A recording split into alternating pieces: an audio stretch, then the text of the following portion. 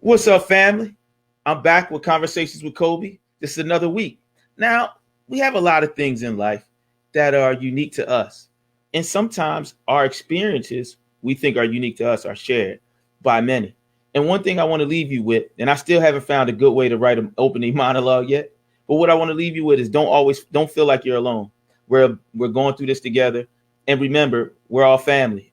One unified universe. So as I get to the beginning, as I awkwardly transition into the show, who I have today, somebody special to me, but her name is Noella Charles. She's a freelance television producer for like 12 years experience. She has produced things for the ABC network, Stars, BET, Netflix, MTV, and Essence. And she has worked on some very important shows, such as ABC's Bold or Miss Out, and YouTube Originals Black Lives Matter special, Bear Witness. And we're going to talk to her today. So everybody, let's welcome Noella Charles. Hey, Noella. Hi. Hi, How are Cobi. you? I'm great. How are you? Oh, I'm amazing. At least that's what Yeah, my wife tells me. that's right. She's So not what's been lying. so talk to me about your like your job, like you're a freelance TV producer. Kind of tell me how you got there. Yeah, all right. So I started, I guess in college. I was interning at a radio station, and that really got me into this entertainment business because, I always wanted to be in entertainment business, but didn't really know exactly what or how. And when I got out of college, I was still sort of stuck. Like I was still sort of, okay, I kind of realized I don't want to do radio because I'm sure, it's just not, it's no upward mobility. It's Mhm. not the best. So I was stuck. I went to work at Sprint. And then my line sister, one of her friends, actually was working at BET. Shout out to Gogo and Tiffany. Was working at BET and gave me a shot in, and really like that was all it was for me because I was a BTMM major, meaning I had a bachelor's degree in broadcasting, telecommunications, and mass media from Temple. So it's not Mhm. like I was coming out here off the jump, not knowing anything, I was just sort of this green person, like I kind of knew what I was doing, but it was just getting in the door was a Mhm. struggle for me. So once I was able to get that leg in, um, that was it for me. Like I worked hard, I learned a lot about hard work and hustling at Temple. And I showed up to the office when my job was over. I showed up to the office asking for jobs. I Once I found out they were going out to LA for the BET Awards, I flew myself out to LA and worked at the BET Awards. I was like, y'all need help? Like, I'm here. What's up? Let's Oh, work. awesome.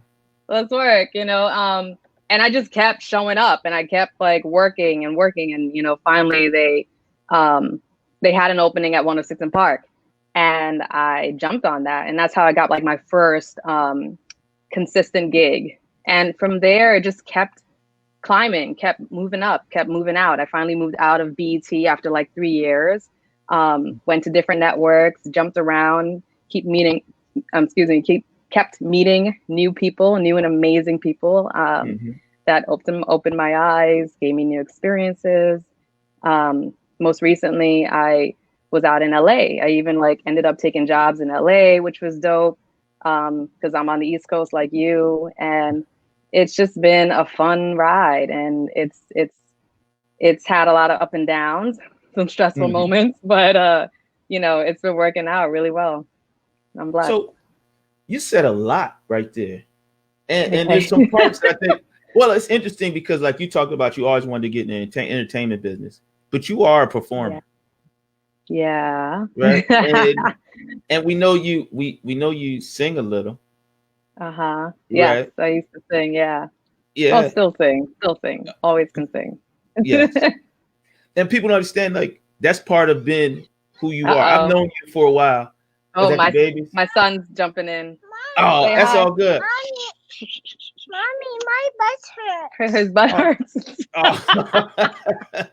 So, but this is what I love. Like, I guess I've known you for a while, and Yeah. as we talk about it, like, and you Okay. said, Daddy can put something on. so, You gotta go talk to daddy, okay? Go, baby. All right? oh, Yeah. oh, Thank so God for daddy. I ain't that something. So that's another thing. We're gonna get to the black love in a minute. I wasn't gonna go there Oh, yet, but you oh, started okay, off. okay. Bye, You bye, started bye. off. Bye, bye. Shay, Oh, look. I'm on right now. Okay, hug. Say hi. Oh, that's beautiful. Oh, I Okay, love go. it. Close the door behind me, please. Thank you. Oh, Shay better get a gun. Um, Yeah, I need to lock this door. but Sorry. you've been a performer for a while, right? And so people don't know, like, you also won one of the first national step titles ever, Yeah. right? So tell me about that experience, and also being a member of your organization, which I'm going to say the most beautiful, sensational ladies of Zeta Phi Beta Sorority Okay. Incorporated. You know what I mean? That's So, right. so tell me how that helped shape, because what I'm hearing, and I'm not going to get into it because you'll know where Yeah. I'll go with it, but I want you to tell me how that shaped your hustle. Like, because what you telling me is you hustled before, you made some decisions Yeah. to, as we would say, and I'm old school, pledge it out, right? To make this happen. Another way of saying it. Yes. So how did being at Temple, because you were in the heart of Philly, when you weren't in class, you were in the heart of Philly. How did those experiences at Temple help shape you? Whew. Well, yeah, definitely coming through a wonderful historically Black sorority such as Zeta Phi Beta Sorority Incorporated. It definitely helped mold me into who I am today. In a way that it taught me certain principles. It taught me business ethics. It taught me hard work. It taught me how hard work can pay off. And it taught me a lot of things about myself. When you're put in any high stress situation, you learn easily. You easily get acquainted with your strengths and your weaknesses, right? Mm-hmm. And I think from having that experience, I was able to say, okay, I may not be as quick on the money in this when these things happen to me, or when I'm in a stressful situation. So how can I work around that? Like, how can I supplement that? What can I do or I know I can, as an ace, I can be a leader, Yes.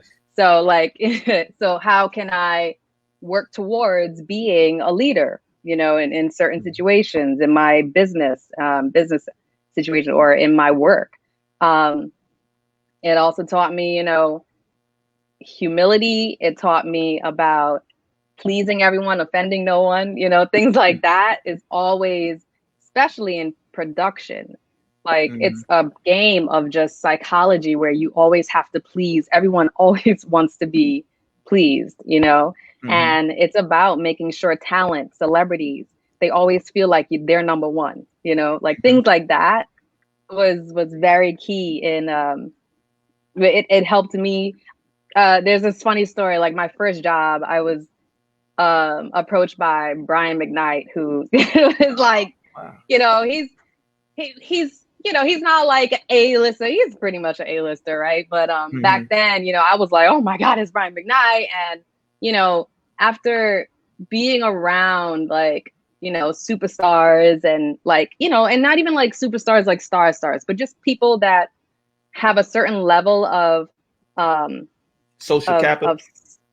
Yeah, thank you. Yeah, that type of, yeah, totally, all day. That's what it was. Like, I was able to handle myself around people like that, that's somebody noticed. And for this, until this day, this one guy that just noticed how I handled myself around him, how I didn't give in to his flirty ways, like I didn't like, fall into the trap. Like, people were watching me. They see these little PAs, production assistants coming into the business, and they see how easily they fall into those traps. And, he was proud of that. He recognized that, oh, you're able to sort of handle yourself around people, with certain statuses, people of a certain level.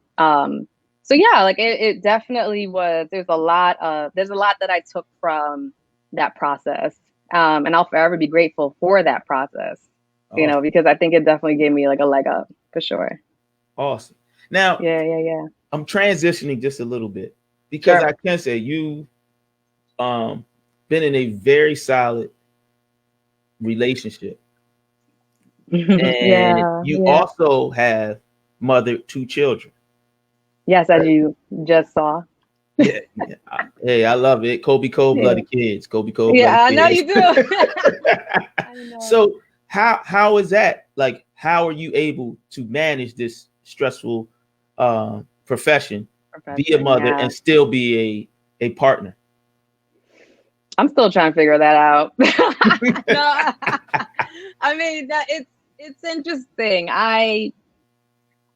I've learned to honestly, like at one point, I actually said to myself, I had a very low point in my career where I was show running a show at Essence, and I was so stressed, and I was breaking out in hives because I was so stressed, and it was bad because my daughter was 6 months at the time, and I was like, why am I here? And I told myself I would never go that high ever again because of how the toll it took. And even, I'm not gonna lie, even with my relationship, like I was working all hours of the night, and coming in early, leaving very late, especially at times around like, Essence Festival and big events like that. Like that's when Hmm.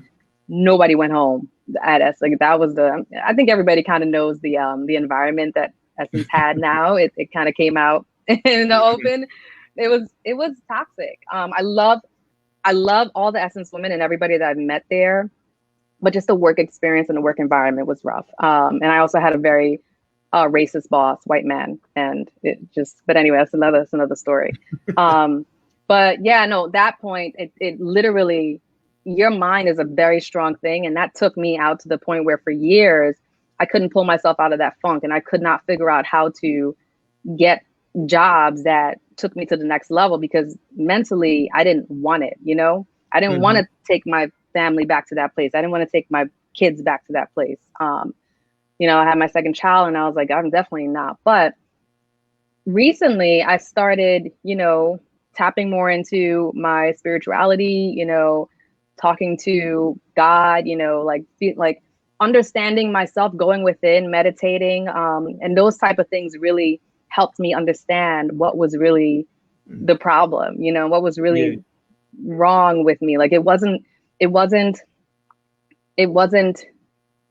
me, it was Hmm. like basically all these maybe my negative self-talk that was going on in my head, maybe some PTSD that was going on from that experience just kind of held me Hmm. back. So now what I do, I just, I talk to my husband first. I say, hey, I'm going into a job.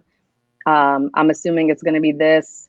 What do you think? Do you think we can handle this? Can we do this? I'm going to be 4 weeks away in LA.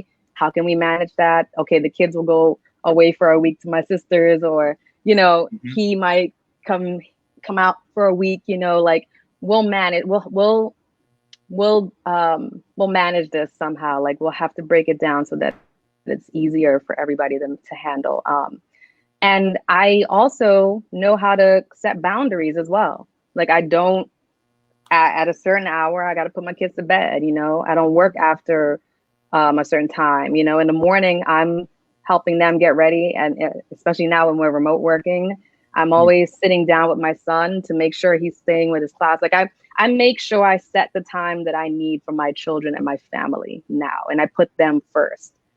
And Yeah. that's what has been the struggle Yeah. in the And past. but that's important, especially when you're Yeah. talking about mental health.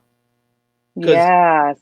when you got a dope partner like my little bro, you need to Yes. figure out how to tap into that support system, but also give him what he needs so you can Mm, grow. absolutely. Because a lot of times in relationships, people don't, they figure they need, and they forget that their partner can be burned out if they're not fed, Oh, you yes, know? it's And true. if my partner isn't eating, then how can they feed me? And Hmm. building that rapport is awesome. And it's beautiful to hear. Like, Yeah. like for me, this is kind of new. but like knowing you, but hearing this inner part is like amazing to hear. You know, Oh, so good. Yeah. so now I got a question, right? Yeah. Our frat brother Tyrone wanted to know, like, how has it been since COVID? How do you one keep busy and stay motivated? COVID's been tough. But I've been working, surprisingly enough, I've been able to get remote work. In the beginning, I struggled with it. But Mhm. once I got my first gig in around June, the next gig kind of came right after that. And then another gig came. And I realized that, once I set my focus on, oh, I'm going to work, mentally, like I'm going to make this work, this is going to happen for me, Mhm. then it sort of just happened and it manifested, like I I recognize specifically at this time, the Black Lives Matter movement, I recognize that our worth right now to them is so much higher. So yes, COVID was tough on us, but there's work out there. And Mhm. especially in production, like they're looking for Black and brown folks. So I took advantage. I took that and I leveraged it and I used it against people when they, I said, hey, you guys looking for work? Or I reached out to folks. I got an agent, which was so unheard of, especially at my level. To get an agent, to get somebody to represent me, to give me those opportunities that people weren't giving me in the beginning.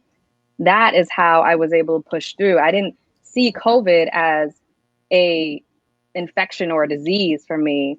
I saw COVID and everything that was happening as an opportunity for me So to you move forward and to advance. so you changed the perspective on it. Totally changed the perspective. That's exactly what happened. Yeah. I stopped looking at it as COVID sucks. This year sucks. Like I hate this. And I turned it around and I said, no, I'm going to increase my salary. I'm going to increase my job, the type of jobs I get, and the caliber of jobs I get. And it's so far it's been working, knock on wood. Awesome, awesome. That's beautiful. Yeah. Um, Yeah. COVID has been tough, but like it's been a Mhm. beautiful year for me in so many ways. But this isn't about me Nothing. today. I'm not gonna get into it. But like I know some of Yeah. my people want to hear this. And I know they'll love Yeah. to hear this. So one of the things you worked on was the Power After Show. Tell me about that experience. Oh, that was cool. That was a cool experience. So I was a segment producer on that one, and I got to meet. I actually knew what was happening in the final season before anybody else. We had to sign NDAs because we couldn't. We knew who shot Ghost before anybody knew, and and it was so crazy. People would come up to me and be like, "Yo, Noella, who shot Ghost? Like, tell me." I'm like, I can't. I signed an NDA.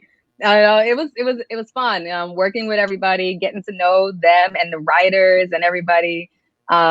It also changed like the way I saw scripted television. Like I really got to see that world and the showrunner Courtney, she's amazing, and the fact that she uses like chess and Shakespeare to inspire her writing, and it's Oh, all that's over. Yeah, it's all over. So that was a fun experience. Yeah. okay. That's Yeah. another. So one of the things that I'm a little sad because we used to do the Essence. We used to perform at the Essence show every year, and I didn't get to perform while you were there. So I'm a little disappointed about that, but I'm happy for you. Right. I didn't know. I didn't know that. Well, maybe I Yeah, did so know, but from 2004 to about 2008 or 9 maybe. But like I said, it's we not got to about me. talk to. We got to talk to. So what about now you did the Power After Show. You did the Mhm. um Rhythm and Flow After Show. But I know Yeah. everybody loves this one person, that Queen Bee. Tell me about that homecoming recap you did. What was that like? The what? Oh yeah, that was cool. I literally went out there on like that was another situation where it was like an NDA, couldn't tell anybody about it because it was so hush hush. Took the train out to Howard University is where they did it. It was the a private screening for Howard students of her documentary, and it was so dope to just meet people like Yvette Noel Shore. Beyonce wasn't there, but her publicist Yvette Noel Shore was there, and she is like me, Caribbean and Caribbean born. I'm born in Trinidad. Came up here when I was 5, and she was born in I think St. See, I need my flag to be waving it right now. I need my flag. Yes, yes. Oh, totally. It's. I forget where she's from, but I know she's Caribbean, and she still has her accent. And it's so amazing to see someone like her that's just such a boss and like literally influences everything that Beyonce does. Nothing Beyonce does, does not go through Yvette Noel Shore. So that was a dope experience to be around, you know, an amazing African or Caribbean Afro-American woman like her. Well, that's how I feel when I talk to you. Well, I hope to be like her eventually one day. Well, to a lot of us, you are, believe it or not. Thank you. Thank you. That's. Now we're getting ready. We got like 10 more minutes to go. I know. Like, we need more time. I know. I try to keep it short. I don't want to, you know, some people don't. This new day and age, you know, people ain't hanging out too often. Yeah, it's true. It's true. Plus, I get it. Everybody don't need to know all our business. No. So for the haters. How has now, like, I'm a geek. I'm a tech nerd. I got all the toys and gadgets, right? So now we're talking about. I know you are. How has technology affected your business, especially now during COVID? Like, affected production and how you run it now? Oh yeah. Oh my God. There's been so many technological advances that has happened with the onset of COVID in production. It's crazy. Like the fact that just last year I was wishing that I could do remote work, like wishing and praying and thinking that this would never happen. So you brought us COVID? And then I manifested it, dude. I manifested but no, and you know, and it just talking to people and just realizing and seeing that, like, yo, folks before didn't know how to use a dongle, you know, and now you know what I'm saying? And now we're using all of that, and you know, knowing how to like up our like getting thunderbolts and you know cat 6s and like all of that stuff to like help increase our internet speeds. Like now, if you're an editor editing a project and you don't have the correct internet speed, you're gone. Like we can't work with you. We can't mess with you. You know, you got to have everything on point. Like I had to, you know, I had to get a new laptop. You know, I had to get like I had to be like I had to be on point, or else you know I would be left in the dust. So technological advances has like shocked and amazed me. The fact that you can have people working on all over the country. I worked with editors in Australia. I've worked with editors in LA, New York, and been able to like put together a project, one singular project from all over the world is to me amazing. And it's just a testament to how anything can happen. Like anything can happen. It's limitless. But you're going to have to give me that checklist so I can make sure my house is set up right. So I can start editing online. Oh yeah, I got you. All right. So we're getting ready to close out, but I need you to explain to me your favorite piece of technology and why. Yes. I mean, honestly, I'm old fashioned and I'm not a tech geek like you. So my phone is I cannot live without my phone. It does everything for me. I like, honestly, I got everything on there. Without my phone, I would be dead. So sorry if you were looking for like a camera or like, you know, I don't know, a black magic camera. Okay. You happy? You happy? I got you. You gonna stop messing with me. You gonna stop messing with me. I wish, honestly, like I wish I knew as much as you knew. Like that right there is gold, you know, to be able to know the technical and the creative and the production side of things. Like that is an amazing combination. Sometimes you can't be a jack of all trades and a master of none, right? Make me blush. Don't make me blush. Well, look, I appreciate you. I love you dearly, and I'm very happy for you. And thank you for coming on and being with us today. I want to say, it's the babies for me. Yeah. Tell Shay he owes me a step off. Problem. Oh yeah, please fix the butt problem. Please fix the butt problem. Well, look, you be good, okay? I love you. Love you too.